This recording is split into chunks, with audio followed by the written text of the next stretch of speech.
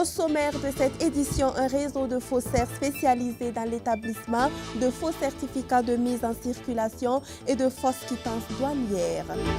Les chrétiens célèbrent la Pâque dans la peur en Inde. Les détails dans ce journal. Mesdames et messieurs, bonsoir et merci de nous choisir pour vous informer. Comme je vous le disais en titre, la police nationale, dans sa mission de lutte contre l'insécurité et l'incivisme, a mis hors d'état de nuire un réseau de faussaires spécialisés dans l'établissement de faux certificats de mise en circulation et de fausses quittances douanières. Les présumés délinquants ont été arrêtés et présentés à la presse ce matin. C'est un reportage signé Dieudonné Koumsaka et Delphine Banissi. Zono Sidiki, Kema Idrissa, Kabrete Abdullah Rasmane, Kabre Aruna, Sanfo Ouma, ce sont les 5 présumés délinquants interpellés par la police nationale pour établissement de faux certificats de mise en circulation et de fausses quittances douanières. Cependant, le cerveau du réseau, composé de 3 autres délinquants, serait toujours en cavale. Quel était leur mode opératoire? Le commissaire central adjoint de police de la ville de Ouagadougou nous répond. Courant mi-mars 2018, la brigade de recherche a été informée par une personne digne de foi et désirant garder l'anonymat de ce que des individus s'adonneraient à des actes de faux en écriture publique. Sans désemparer, mission a été donnée aux éléments de la dite brigade de les localiser, identifier, interpeller et de les conduire pour les besoins de l'enquête. Il paraît judicieux d'indiquer que le dit réseau peut être scindé en 3 sous-groupes en fonction du niveau d'implication. En effet, les nommés Sanfo Ouma, Kabre Aruna, Kabre Abdul Rasmane et Zongo Sidiki sont des revendeurs d'engins à 2 roues. Ils revendent des vélomoteurs neufs acquis à hors taxe. Dans cette entreprise, ils font appel à des intermédiaires pour se soustraire aux frais de dédouanement de leurs marchandises. Ces démarcheurs sont chargés de tout mettre en œuvre pour leur fournir des cartes grises et des plaques d'immatriculation sans accomplir les formalités douanières. Ces intermédiaires invitent les commerçants à leur fournir la photocopie de la CNIB, la marque, les numéros de série de l'engin. Ces informations sont centralisées au niveau du nommé Kema Idrissa, qui entre en contact avec les nommés Nabolé Alidou, Sawadougo Abdul, qui sont chargés d'établir les faux certificats de mise en circulation et les fausses quittances de paiement des taxes douanières. Après l'acquisition de ces faux documents, le nommé Kema Idrissa se charge de constituer un dossier complet d'immatriculation, puis parvient à établir les cartes grises et les plaques d'immatriculation au mépris de la réglementation en vigueur. 16 vélomoteurs, un tricycle, plus de 234 grises et 150 certificats de mise en circulation, 210 plaques d'immatriculation, ce sont entre autres la composition du butin saisi entre les mains de ces commerçants falsificateurs de documents et de signatures douanières. En outre, il faut le rappeler, c'est avec le concours de la population que l'opération a été possible.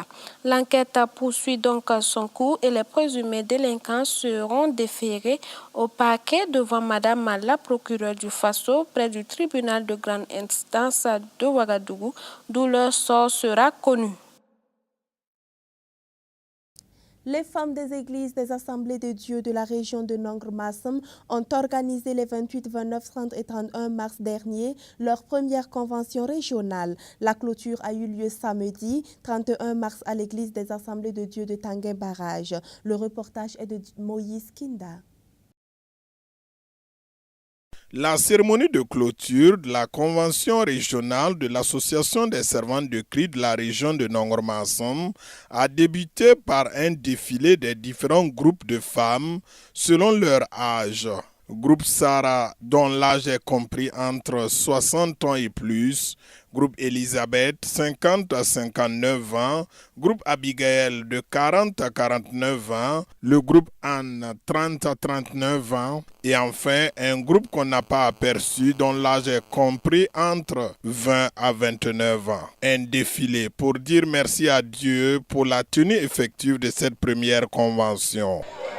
Je pourrais dire que nos attentes sont largement atteintes parce que nous avons vu une pleine participation des femmes de la région et une assiduité constante. Donc nos attentes ont été atteintes. Que le Seigneur leur permette encore à celles qui ont pu participer pleinement de participer encore à d'autres conventions pour que le Seigneur puisse les conduire selon sa volonté. Et à celles qui n'ont pas pu participer ou qui ont participé à temps partiel, que le Seigneur puisse les prochaines fois leur donner la possibilité d'être assidus pour pouvoir bénéficier de tous les enseignements que le Seigneur va nous donner par l'entremise de ses serviteurs. Le deuxième temps fort de cette cérémonie de clôture était les différentes prestations des groupes et chorales.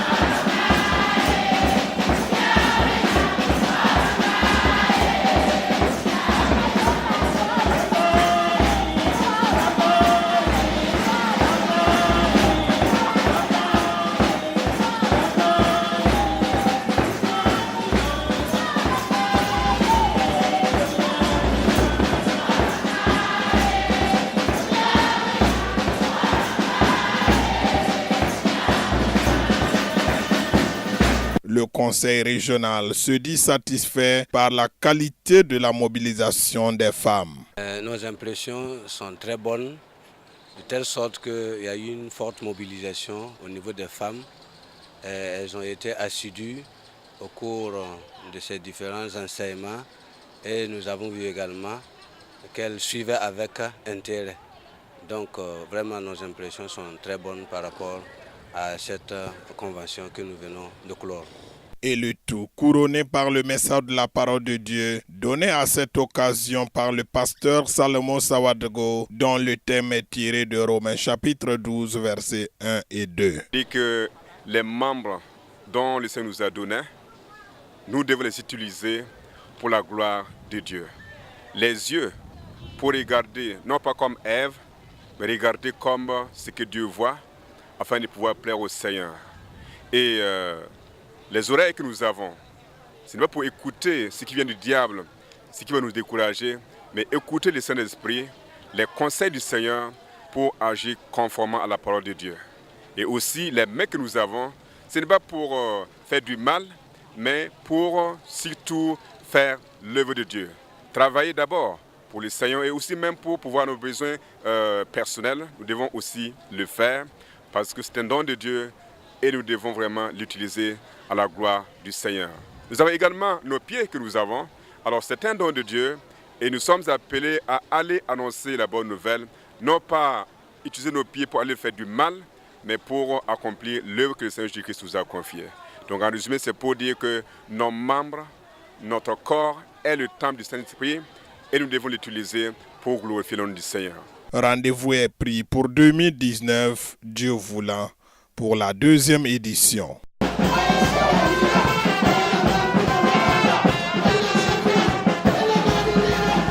Un atelier de formation en écriture et l'approche d'une lecture technique, analytique de films documentaires et de fiction se tient à l'Institut Imagine, ici à Ouagadougou, dans la capitale. Une quinzaine de personnes prennent part à cette session de formation qui se tient en prélude du 50e anniversaire du FESPACO. Le reportage est toujours de Moïse Kinda. Dans son effort permanent de soutien à la formation des professionnels et de consolidation d'une culture professionnelle générale dont le but est de promouvoir la collaboration, la compréhension et l'enrichissement mutuel de tous les corps de métiers artistiques et techniques du cinéma et de l'audiovisuel, l'Institut Imagine organise régulièrement des ateliers de formation et des masterclass donnés par des professionnels nationaux et étrangers prêts à partager les compétences et leurs expériences dans divers domaines. C'est dans cet esprit que Madame Osange Silou Kiefer a été invitée pour 2 semaines de formation des scénaristes, des producteurs et productrices, des réalisateurs, des techniciens de production et de post-production, des comédiens, des décorateurs et bien d'autres. Alors le cadre, c'est à l'Institut Imagine et ça fait partie de notre programme classique de formation dans le domaine du cinéma et de l'audiovisuel. Et cette fois-ci, nous avons fait appel à une dame du cinéma qui appartient à la fois à l'Afrique et à sa diaspora et qui a beaucoup travaillé pour améliorer l'accès à l'expression pour, je dirais, les peuples d'Afrique et de la diaspora. Et donc, dans le contexte actuel, nous avons pensé que c'est bien de questionner le contenu de nos films, la forme de nos films, la façon dont nous nous investissons dans les histoires. Je veux parler des professionnels qui écrivent et nous avons la conviction que plus les personnes sont formées et plus elles sont capables de naviguer dans tout le spectre de leur inspiration, de leur liberté de création. Donc c'est important de non seulement avoir le désir de faire des films, c'est important de savoir comment le faire et c'est important de s'ouvrir aux productions d'autres pays, d'autres personnes. Parce que cette diversité importante de sujets, de formes, de styles, c'est ça qui est le gage que dans la pluralité de nos expressions, l'Afrique aura beaucoup de choses à apporter au monde. D'abord à se raconter à elle-même, bien sûr, et aussi au reste du monde. Parce que nous avons une histoire multimillénaire en Afrique qui n'a pas encore eu la chance d'être portée sur les écrans. L'ouverture de l'atelier est intervenue ce matin et ce jusqu'au 13 avril 2018 qui va concerner plusieurs domaines du métier du cinéma. Alors, dans un premier temps, je peux parler de cinéma, parler de comment le cinéma a émergé, comment à chaque étape il y a eu une décision qui a été fondamentale pour que le cinéma existe. Comment on lit un film, quand on reçoit un film, quand on rentre dans une salle de cinéma pour faire un voyage avec le réalisateur qui nous propose sa vision du monde, comment est-ce qu'on peut décortiquer ce message qui nous est donné à voir, à lire, à entendre aussi, et comment nous pouvons, nous, dans nos cinémas, arriver à trouver les jonctions pour pouvoir profiter ou proposer ce même voyage au reste du monde aussi, parce que nous voyageons beaucoup dans l'imaginaire des autres. Et ce n'est pas logique que les autres ne voyagent pas dans notre imaginaire, parce qu'autrement ça fait un décalage. Nous avons des références qui ne sont pas les nôtres dans ces cas-là, et nos enfants, quand nous en avons, sont élevés avec une espèce d'handicap, parce que l'image qu'on leur envoie et à laquelle ils peuvent s'identifier ne sont pas les images qui viennent de nous. Donc il y a un décalage et il faut qu'on fasse attention pour ne pas créer des générations et des générations de schizophrènes. D'ailleurs, les enfants, ils voient à l'écran quelqu'un, mais non, mais c'est pas quand ils regardent dans la rue, quand ils rentrent à la maison le soir et que tout le monde est à table, il n'y a pas ces visages-là. Donc nous devons proposer, c'est un devoir. C'est un devoir que nous, adultes, que nous, intellectuels, nous avons de faire en sorte que nos enfants soient élevés dans un environnement socio-culturel qui soit conforme à leur imaginaire. Une femme pétrie de connaissances et d'expérience dans le domaine du cinéma va partager son savoir à ces jeunes venus de plusieurs horizons. Une nouvelle production dans les programmes. Une nouvelle production dans les programmes de votre télévision pour le bonheur des téléspectateurs et surtout des téléspectatrices. Malaika, c'est le magazine de la femme chrétienne africaine qui aborde tous les sujets qui intéressent la famille sans détour. Le premier numéro vous sera proposé le 10 avril prochain à partir de 16h. Découverte avec Théodoria Meogo et de Dieudonné Kumsaga. Aujourd'hui, on parlera de l'image de la femme africaine, Mama Audrey. On va surtout développer le complexe, si on peut parler de Vous n'êtes pas en train de suivre un télénovela en pleine session d'information, mais juste un extrait d'un nouveau programme télévisuel que votre chaîne vous propose dans les prochains jours. Fidèle à son slogan « La télévision de la famille », CVK en partenariat avec Sitimi propose à ses téléspectateurs et téléspectatrices un magazine destiné à l'édification de la femme chrétienne africaine. Au cours de mes voyages, puisque je voyage beaucoup en Afrique avec mon époux qui travaille dans 20 pays d'Afrique, j'ai pu me rendre compte de la situation délicate, douloureuse de la femme africaine et de la petite fille africaine. Et cela m'a vraiment encouragée et motivée à mettre sur pied un programme avec des gens qui s'y connaissent en ce qui concerne la situation de la femme africaine, afin de pouvoir adresser des sujets qui sont souvent tabous, que personne n'en parle, mais qui sont une réalité quotidienne dans la vie de mes sœurs africaines.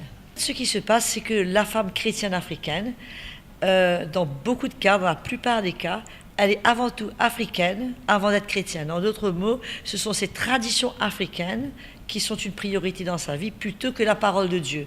C'est-à-dire qu'elle ne vit pas selon la libération que Jésus veut l'emmener, mais elle traîne tout un bagage avec elle quand elle rentre dans le royaume de Dieu, et cela les empêche de vivre pleinement la joie de leur salut et la liberté que Jésus a acquise pour elle à un grand prix. Variée et multiforme, aucune thématique de la vie de famille ne sera tabou dans ce magazine. Les sujets tabous, les menstruations, les mutilations, le repassage des seins, la sexualité, la polygamie, les différents bureaux, la violence conjugale, la maltraitance infantile, enfin des sujets qui sont des réalités en Afrique, mais qui malheureusement, personne vraiment n'en parle. Cette liberté acquise en Jésus mérite d'être pleinement vécue par la femme. Toutefois, les pesanteurs sociaux constituent souvent des freins à cet épanouissement. Aussi, invite est donné à toutes les femmes de s'approprier de ce nouveau programme pour vivre une vie pleine, tant sur le plan spirituel que sur le plan physique. Je veux encourager non seulement mes sœurs chrétiennes, je veux encourager les femmes en général, mes frères et les hommes en général, parce que je crois que ça emmène une lumière. Il y a beaucoup de situations où nous avons vu des gens retourner vers nous et nous dire on ne savait pas, on ne réalisait pas, et maintenant qu'on a entendu, cela a emmené une libération dans notre manière de vivre, dans notre manière de se respecter, dans la vie de famille, la façon qu'on traite nos enfants. Et donc j'encourage les téléspectateurs à être au rendez-vous avec nous, à nous laisser savoir des sujets peut-être qu'ils aimeraient qu'on aborde, puisque chaque pays il y a des problèmes différents et nous sommes là. Et au fait, c'est bon de citer que parmi nos fans de Facebook, le Burkina Faso est en 10e. Vous êtes parmi les top 10. Donc nous avons déjà beaucoup de fans du Burkina Faso et nous sommes très encouragés que ce programme va pouvoir multiplier le nombre d'adeptes et qu'il y aura une libération et que le cœur de Jésus va pouvoir être ressenti pour les croyants comme pour les non-croyants parce que Jésus est mort pour tous. Merci. Rendez-vous est donc pris tous les mardis à 16h et les vendredis à 22h en rediffusion et également sur le compte Facebook du programme pour une meilleure interaction et ce, à partir du 10 avril 2018. Au plan international, un fait insolite défraie la chronique. Des images d'un conducteur abandonnant son véhicule. Ce fut le moindre mal suivant. Des images, celles d'un automobiliste qui découvre un conducteur de camion s'échappant de son véhicule resté bloqué sur un passage à niveau.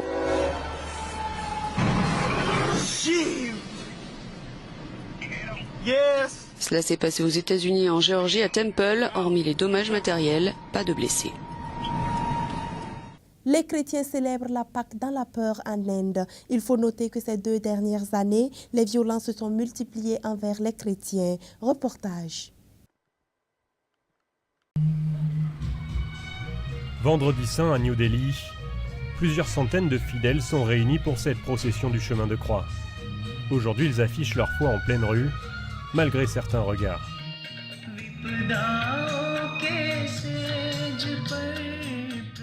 Marcher dans les pas de Jésus jusqu'à sa mort, un jour de souffrance qui résonne avec ce qu'endure la communauté chrétienne en Inde.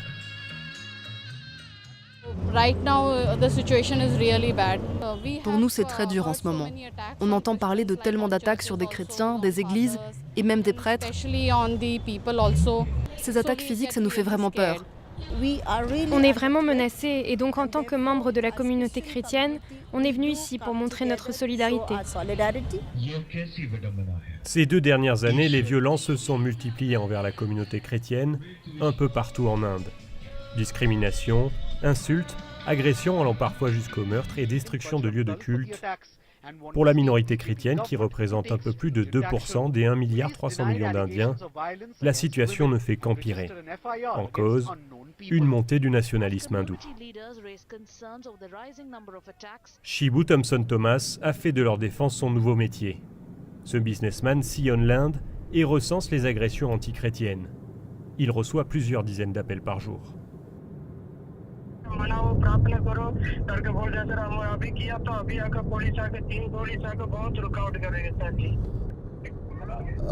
La police est venue en plein service religieux pour les empêcher de prier. Il est en train de pleurer. L'ONG Persecution Relief qu'il a fondée recense toutes les agressions de ce type. Entre 2016 et 2017, leur nombre a doublé. Je fais ça depuis 2 ans et demi et j'ai recensé plus de 1200 cas à travers l'Inde. Aujourd'hui, il se rend dans un hôpital catholique de la région du Madhya Pradesh. Début mars, un groupe d'hommes a pris d'assaut l'institution. Pour reprendre un territoire qu'ils jugent être le leur, ils n'ont pas hésité à violenter les sœurs. Quand on a voulu les repousser, ils nous ont frappés, ils nous ont violentés et insultés. On a tout de suite eu très peur. Ce jour-là, les agresseurs érigent un mur en toute illégalité dans la cour de l'hôpital construit il y a plus de 40 ans. Ils ont enlevé les caméras de surveillance. Avant, il y avait 4 caméras ici. Nous sommes menacés et nous n'obtenons pas justice ici. La police n'aide pas. L'administration reste silencieuse. On est allé frapper à plein de portes de l'administration, les officiers, les commissaires, mais personne ne nous a aidés. Dans la province du Madhya Pradesh, le BJP, le parti politique dirigé par le Premier ministre Narendra Modi, est au pouvoir depuis 12 ans. L'idéologie de la droite nationaliste hindoue est très ancrée dans les mentalités, et certains voient désormais la minorité chrétienne comme une menace. Moi, je trouve qu'il y a carrément plus d'églises que de temples aujourd'hui. Dans les quartiers très pauvres, ces chrétiens vont leurrer les gens pour ensuite les convertir. J'ai entendu dire que les chrétiens convertissaient les hindous, et ça c'est pas normal, ça ne devrait pas arriver. Des conversions forcées. À chaque attaque sur les chrétiens ou presque, C'est le motif utilisé par des groupes ultranationalistes hindous comme le RSS, une organisation paramilitaire dont le Premier ministre indien Narendra Modi a été l'un des membres actifs. Shibu Thompson Thomas rend visite à un pasteur justement accusé il y a quelques mois de conversion forcée. Il nous reçoit dans son église, détruite par des hommes du groupe RSS selon lui. C'est tout ce qui reste. Ces hommes ont tout saccagé et ils sont partis. Ils ont menacé de nous frapper et de nous forcer à fuir si l'on continue à prier. La police nous a dit d'arrêter nos prières. Une police qui ferme souvent les yeux selon ces témoignages et des pouvoirs locaux qui menacent la liberté de culte. Dans plusieurs États en Inde, des lois anti-conversion voient le jour, mais leur usage est controversé. Cette loi est essentiellement utilisée pour harceler et pour intimider les gens de la communauté chrétienne. Il n'y a pas besoin d'une loi différente de celle qui existe déjà. Une loi universelle dans le pays, basée sur la laïcité qui dit que chacun est autorisé à pratiquer où il le souhaite, à prêcher ou à prier sa religion. Mesdames et messieurs, ainsi prend fin cette édition. Merci de l'avoir suivi. Je vous retrouve demain à la même heure.